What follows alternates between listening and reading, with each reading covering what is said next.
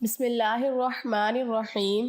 ہم بستر سے پہلے ایسے عمل جس سے آپ کی لذت میں بھرپور اضافہ ہو جائے گا۔ مکمل تفصیلات جاننے کے لیے ویڈیو کو آخر تک ضرور دیکھیں۔ ویڈیو شروع کرنے سے پہلے اگر آپ نے ہمارے چینل کو سبسکرائب نہیں کیا تو پلیز ہمارے چینل کو ضرور سبسکرائب کریں۔ ہر شوہر کو چاہیے کہ وہ اپنی جنسی سوجھ بوجھ کو بڑھائے۔ کوئی شخص بھی جنسی لذت حاصل کرنے کے شعور کے ساتھ پیدا نہیں ہوتا، بلکہ ایک سمجھدار شوہر اپنی شریک حیات کے رد عمل سے یہ سب کچھ سیکھتا ہے۔ وہ برابر اپنی اسی صلاحیت کو ترقی دینے میں لگا رہتا ہے کہ وہ فریق ثانی کو لذت پہنچائے اور اس کے بدلے میں خود اس سے زیادہ وہ لذت حاصل کرے۔ مباشرت سے پہلے بستر پر ایک موٹا کپڑا بچھا لیا جائے تاکہ بہہ نکلنے والی فالتو منی بستر کو خراب نہ کر دے۔ اسی طرح مباشرت کے بعد شرمگاہوں کی صفائی کے لیے پہلے سے قریب ایک صاف کپڑا بھی رکھ لیں۔ باقاعدہ مباشرت سے پہلے میاں بیوی کا چند منٹ کے لیے ایک دوسرے کے جسم سے کھیلنا دونوں میں محبت پیدا کرتا ہے۔ پہلے دونوں کپڑوں سمیت اپنے جسم کو ایک دوسرے کے ساتھ مسلیں اور کچھ دیر بعد ایک دوسرے کے جنسی اعضاء کو ہاتھ سے ٹٹولیں اور مسل کر اسے لذت دیں، اور خود بھی لطف اندوز ہوں اور اپنی بیوی کو بھی لطف اندوز کریں۔ لباس اتارنے سے پہلے چند منٹ کا یہ کھیل نہ صرف حصول لذت کا ایک اچھا ذریعہ ہے، بلکہ اس سے بیوی کو مباشرت کے لیے مکمل طور پر تیار ہونے میں بھرپور مدد ملتی ہے۔ تاہم اگر مرد سرات انزال کا شکار ہو تو اس سے اس دوران خاص احتیاط کی ضرورت ہوتی ہے۔ میاں بیوی کا جنسی تعلق کوئی گناہ نہیں بلکہ صدقہ ہے۔ بیوی سے محبت کیسے کریں؟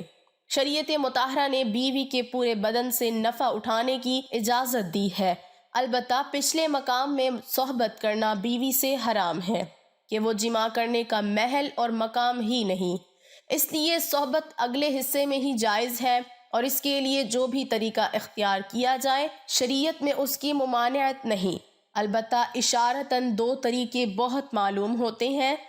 پہلا طریقہ جو ہر جاندار میں فطری طریقہ ہے کہ مرد اوپر رہے اور عورت نیچے، اس میں جانبی سے لذت کا حصول زیادہ ہے۔ نیز یہ طریقہ استقرار حمل کے لیے بھی معین ہوگا۔ بیوی سے جس طرح چاہیں محبت کر سکتے ہیں، کھڑے ہو کر، بیٹھ کر، لیٹ کر، آگے کی طرف سے، پیچھے کی طرف سے، یعنی اگلی شرمگاہ میں مرد اوپر ہو اور عورت نیچے، یا اس کے برعکس سب طرح بیوی سے صحبت کرنا جائز و درست ہے۔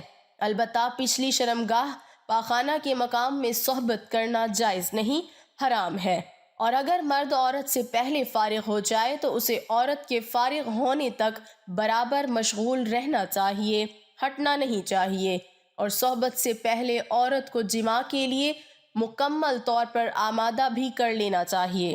پیار و محبت کی باتیں اور کام کے ذریعے عورت کو مکمل طور پر تیار کیے بغیر صحبت کرنا اچھا نہیں، اور صحبت کے بعد دونوں کو پیشاب بھی کر لینا چاہیے تاکہ اگر منی کا کوئی قطرہ سوراخ میں رہ گیا ہو تو وہ خارج ہو جائے۔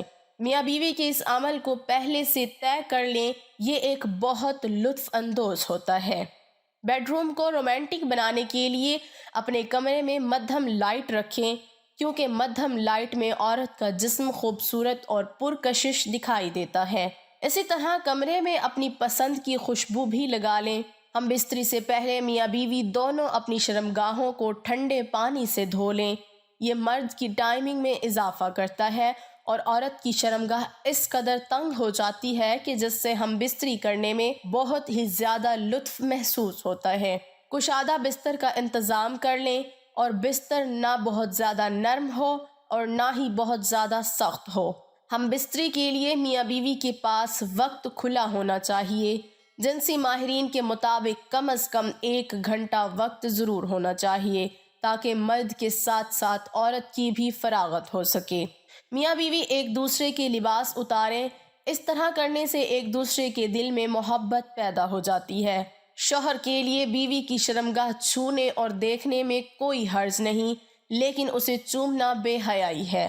اسی طرح بیوی کے لیے مرد کی شرمگاہ کو چھونے اور دیکھنے میں کوئی حرج نہیں ہے، مگر اسے چومنا بے حیائی اور اسلام کی پاکیزہ تعلیمات کے خلاف ہے۔ میاں بیوی میں خدا کی طرف سے ہی محبت پیدا ہو جاتی ہے۔ میاں بیوی کا رشتہ ایک ایسا احساس ہے جس میں محبت ہی محبت نظر آتی ہے۔ بعض اوقات کچھ لڑکا لڑکی کی شادی پسند سے نہیں کی جاتی، لیکن وقت گزرنے کے ساتھ ساتھ ان میں ایک دوسرے کی اتنی محبت پیدا ہو جاتی ہے کہ وہ ایک دوسرے کے بغیر نہیں رہ سکتے۔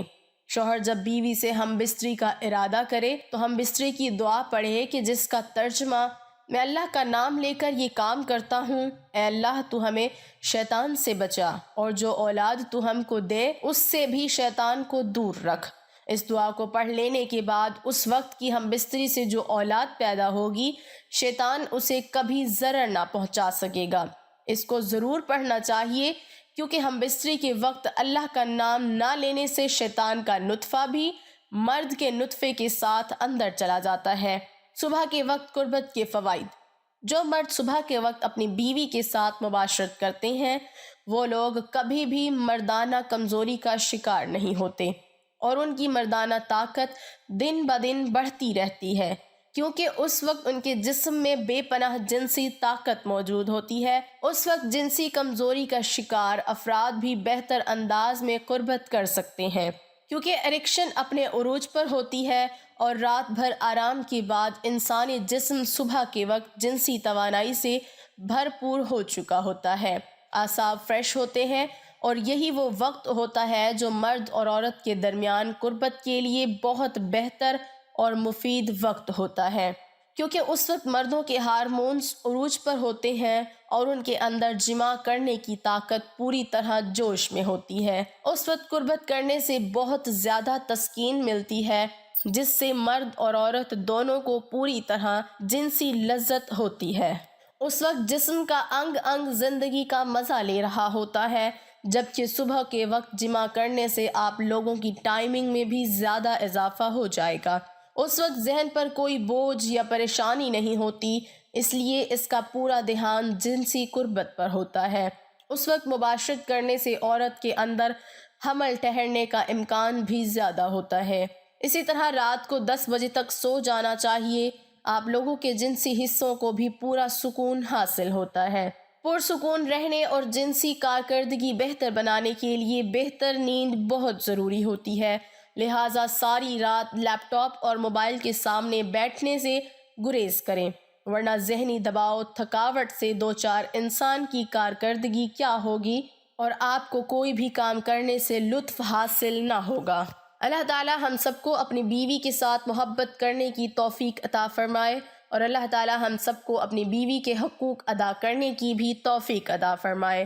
دعا ہے کہ اللہ تعالیٰ میرا سنانا اور آپ کا سننا اپنی بارگاہ الہی میں قبول اور منظور فرمائے، آمین ثم آمین۔